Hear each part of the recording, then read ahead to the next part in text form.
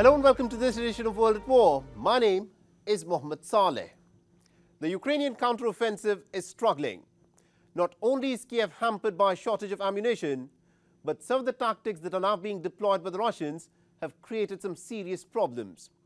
In the past week, Russia has started to use its anti-ship missiles, such as the P-800 Onyx, to strike land targets inside Ukraine. And this has created all kinds of problems for the Ukrainian anti-air defense systems. Consider this. On Wednesday night, Russia struck the Ukrainian port city of Odessa with 19 missiles in a span of less than 2 hours. And according to the Ukrainian Air Force, just about 5 of those 19 Russian missiles could be intercepted. Yuri Inhat, the spokesperson of the Ukrainian Air Force, has now gone on record to state that Ukraine simply hasn't got the means to guard itself against missiles like the Onyx along its coast. So why is Ukraine getting outgunned at its ports in this stage of the war? Our next report gets you the details.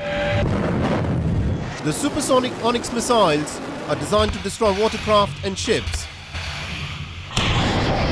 They fly at a speed of over 3,000 kilometers per hour, but it's not just their speed which makes it hard to intercept them, but it's their flight profile and trajectory.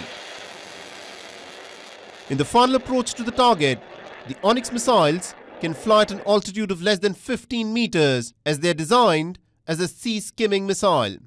The Onyx can be launched from ships, submarines and even land-based equipment. But the Onyx missiles can be intercepted by using ballistic missile defense such as the American Patriot missile defense system or the French SAMP-T defense system. But Ukraine hasn't got either of these defense systems in the quantities that it needs. And the United States, despite its loud assurances of help, hasn't said anything about equipping Ukraine with more elite air defense systems. But what the Americans have sent to Ukraine in this past week are cluster bombs, also known as the abominable ammunition, for the simple fact that the cluster bomblets linger around, killing and maiming innocent civilians and children decades after the fighting has ended. And these are already being used in the battlefield. The cluster ammunition has one very big advantage. It can cover a very wide area where many soldiers and light armored vehicles are located. With these shells, we can stop them and help our infantry advance. Thus, the enemy will be hindered from advancing and our troops can conquer advantageous positions. On the 17th of July, Ukraine attacked the Crimean Bridge in yet another audacious attack using naval drones. The 12-mile-long Kerch Bridge is the longest in Europe. Vladimir Putin condemned the strike on the Kerch Bridge as a terrorist attack, and immediately afterwards, Russia unleashed wave after wave of missile strikes on Ukrainian ports. Russian armed forces carried out group revenge strike with sea-based high-precision weapons on objects where terror attacks on Russia using unmanned boats were prepared, as well as the place where those boats were made at a factory near Odessa. Apart from that, fuel depots holding about 70,000 tons of fuel near Mykolaiv and Odessa were destroyed. Those depots were used to supply fuel for Ukrainian armed forces. All targets were hit. Fires and explosions on those objects were witnessed. Russia has also pulled the plug on the Black Sea grain deal and has said that the safety of any ship heading towards the Ukrainian ports cannot be guaranteed. What this means is that nearly 33 million tons of grain, which Ukraine can export out of its ports, may no longer make its way to the international markets. The Russia-Ukraine war has been a major factor in the galloping inflation and the cost of living crisis that the world has experienced since February last year. And the longer the blockade on the export of grains from the Black Sea continues, the world should brace itself for a crippling food crisis that stares us in the face.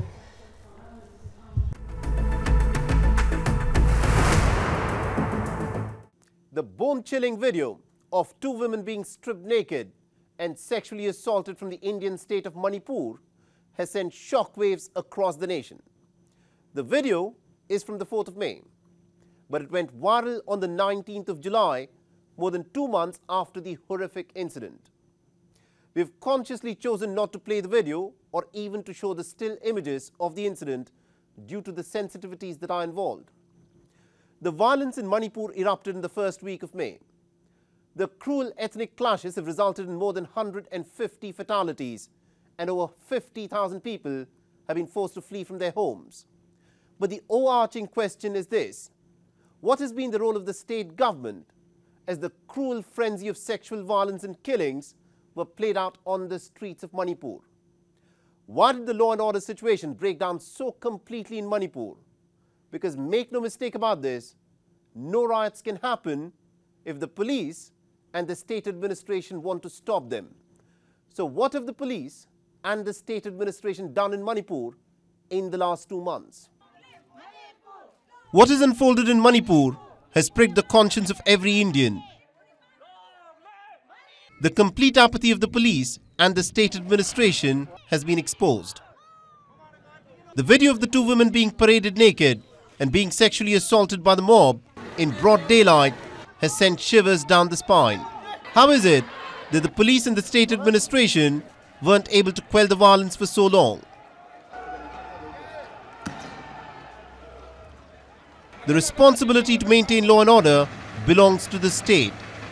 But what has been witnessed is a complete breakdown of law and order. The viral video is of the incident that took place on the 4th of May, and the Manipur police arrested the main accused Hurim Hirodas Methi on the 20th of July. Some of the local women attacked the house of the main suspect and set it on fire. कल उसके घर भी जो accused number 1 है वो जो पहले पकड़ा था एक The house of the prime accused, who was arrested earlier, was burned by women of the Meira Paibi group yesterday. The Manipur society is against crime against women. They consider women as their mothers. Crime against a woman जो है इसके against में है. Women's लोग को माँ मानता है. Ever since the video came out in the public domain, protest rallies have been held in Manipur and other parts of India. Human chains have been formed to condemn the killings. Accountability is being demanded from the political leaders. What is urgently needed is that the violent mobs must be taken off the streets. The perpetrators of the violence must be identified and should be brought to justice. And then, a political process can begin to restore confidence amongst the people. But the question is, will the political leaders answer the call of their conscience?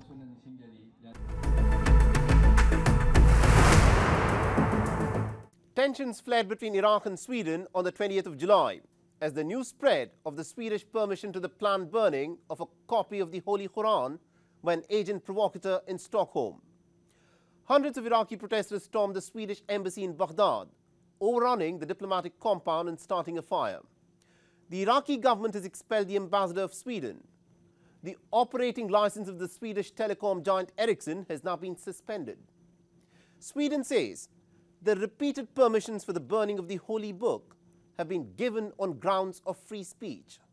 But the question is this: is the burning of a holy book, or for that matter the burning of any book, does it constitute freedom of expression? Or is Sweden getting sucked into a cynical game of evoking a reaction from an agent provocateur? Hundreds of Iraqis stormed the Swedish embassy in Baghdad in a pre-dawn attack on Thursday, angered by the planned burning of the Holy Quran that was scheduled for the same day. The flag-waving protesters set ablaze the Swedish embassy. Thursday's demonstration was called by the supporters of the influential Shiite cleric Muqtada al-Sadr. Condemning the attack by the Sadrists, Swedish Foreign Ministry press office said that all Swedish embassy staff in Baghdad were safe. Furthermore, they highlighted the responsibility of the Iraqi authorities to protect the diplomatic missions in accordance with the Vienna Convention. Iraqi Prime Minister Mohammed Shia al-Sudani, after a meeting with the Iraqi security officials, said that those responsible for arson will be prosecuted. Not just that, he also referred the negligent security officials for investigation. But what triggered this unrest? A permit to hold an anti-Islam protest by two men on a lawn barely 300 feet from the Iraqi embassy in Stockholm. One of them, a repeat offender and an agent provocateur, 37-year-old Salvan Momika, who's an Iraqi Christian living in Sweden for the last 2 years. A self-proclaimed atheist, he had deliberately disrespected the Muslim holy book, an Iraqi flag, as well as photographs of al-Sadr, and Iran's supreme leader, was stormed upon. His theatrics had sparked widespread condemnation and anger across the world. How can they allow such a thing on the streets in this beautiful country?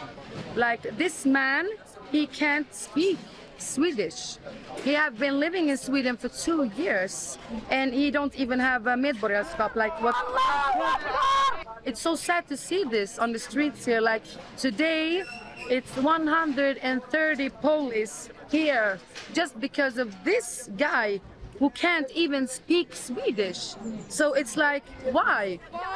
A counter demonstration was held at a distance, clearly establishing that rational minds could see through his attention-grabbing antics. Now he didn't take fire on the Quran, so I feel that it was very good.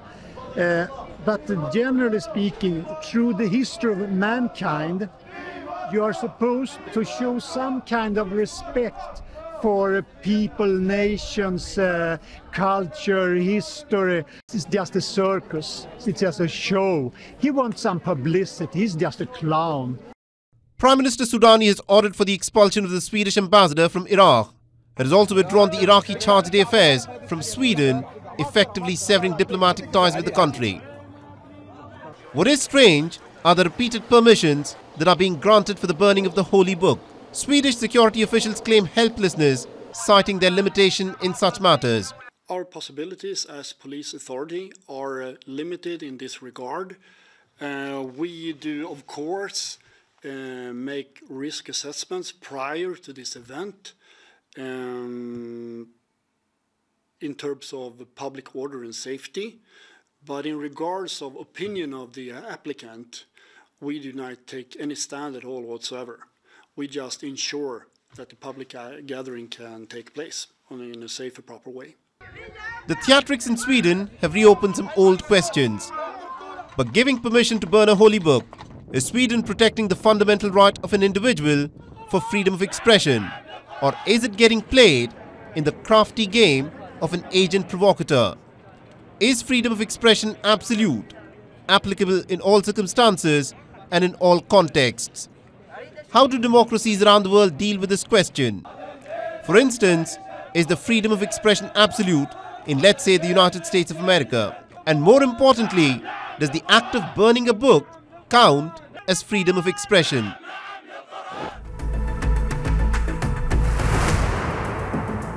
At least 2 people were killed and 6 others were wounded in central Auckland on the 20th of July. The attack by a 24-year-old gunman took place at a construction site barely hours ahead of the opening match of the FIFA Women's World Cup. The attacker is believed to have a history of mental health issues and was shot dead by the law enforcement agencies. Incidents of gun violence are rare in New Zealand, especially after the sweeping gun laws that were introduced after the 2019 Christchurch Mosque massacre. Our next report gets you the details.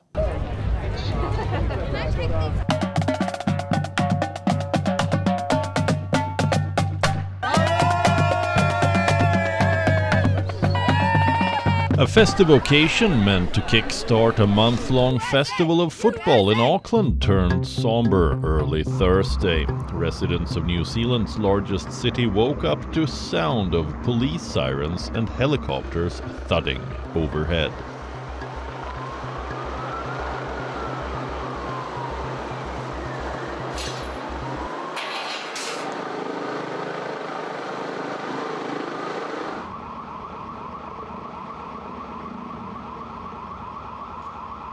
A 24-year-old shooter identified as Matu Tangi Matua Reed tore through the waterfront construction site with a pump-action shotgun in the early morning hours. The shooting left 2 people dead, besides injuring 6 others, including police officers. The rare shooting attack plunged the bustling center of Auckland into lockdown.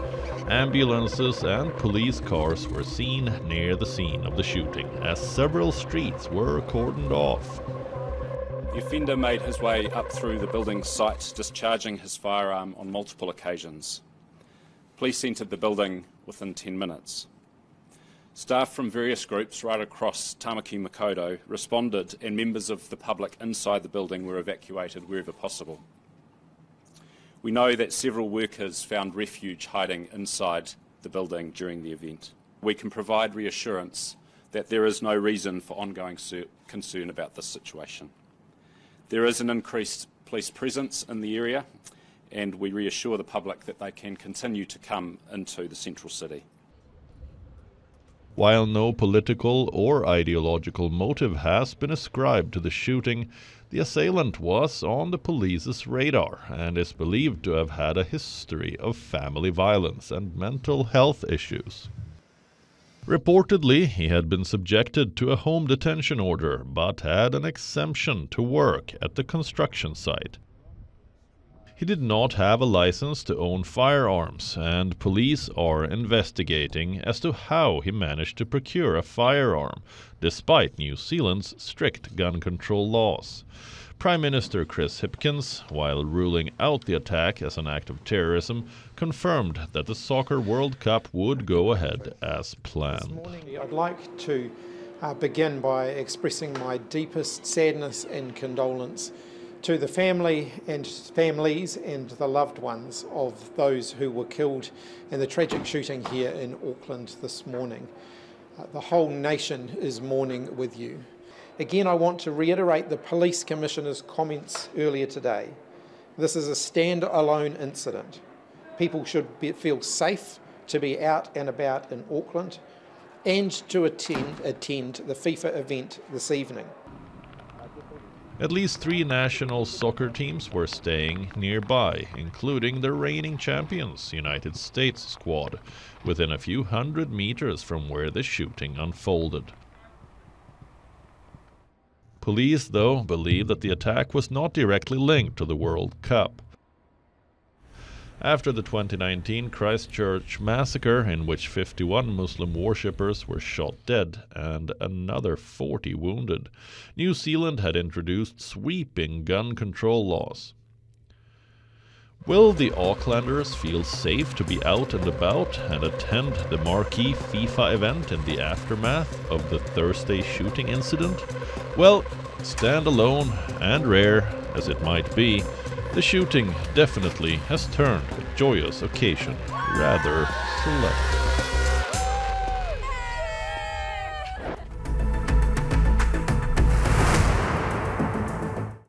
The Democratic Republic of Congo, formerly known as Zaire, is Africa's second largest nation. The Central African nation that is rich in valuable mineral resources has been plagued by armed groups in its east who are fighting for control. In the past week alone, at least about 40 people were killed in a span of 3 days in attacks by armed groups near the city of Bunia in the Ituri province. The Ituri province has been amongst the worst affected in Congo, with the United Nations estimating that nearly about 600 civilians have been killed in Ituri in just this year alone. In addition to this, at least about 345,000 people have been displaced from their homes. Our next report gets you the details. The Democratic Republic of Congo ranks among the 5 poorest nations in the world. The impoverished nation has been battling insurgency in its east for decades. More than 120 rebel groups are fighting with the national armed forces for power, land, and valuable mineral resources. The province of Ituri in eastern DRC has witnessed an escalation in violence recently. Condemning the violence, the United Nations sounded an alarm regarding the escalation. In the Democratic Republic of the Congo, the UN Office of the Coordination of Humanitarian Affairs is once again sounding the alarm regarding the situation in the province of Ituri in the east, which has experienced a significant escalation of violence. In the past week, at least 40 civilians were killed in a span of 3 days in attacks by armed groups near the city of Bunia. In Ituri this year, more than 600 civilians have been killed, while 345,000 people have been displaced. These frequent mass killings have triggered an exodus of refugees. more than 5 million people have been internally displaced by the fighting in eastern DRC. Besides thousands who have been pushed to the brink of starvation, the massive humanitarian crisis is in danger of spiraling out of control if it is not addressed urgently. We strongly condemn this violence and call on all parties to adhere to international humanitarian law and human rights responsibilities. To respond to the urgent needs of people impacted by the violence, our humanitarian partners have scaled up their operations. We and our partners have supported 460,000 people in Ituri in the first quarter of this year. The current humanitarian response plan for the DRC is only 30% funded. We urge the international community to stand in solidarity with the people of the DRC and provide the support needed to address this spiraling humanitarian crisis. An East African Force, or EAC Force, was set up last year to thwart insurgents in eastern DRC. The force draws on troops from Burundi, Kenya, Uganda and South Sudan. For months now, the EAC force has been proclaiming progress, though these upbeat proclamations contrast with what is happening on the ground. Kinshasa has repeatedly blamed its neighbor Rwanda, an EAC member, of backing the insurgents, a charge which Kigali denies. These frequent mass killings in eastern DRC only exacerbate the soaring humanitarian crisis and is further proof that the situation is far from being under control.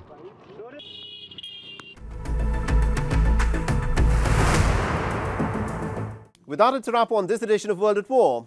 And if you want to reach out to me with any comments, suggestions or feedback, please feel free to do so on the Twitter handle that you see on your screens. I'm your host, Mohammed Saleh, and I'll see you again next week.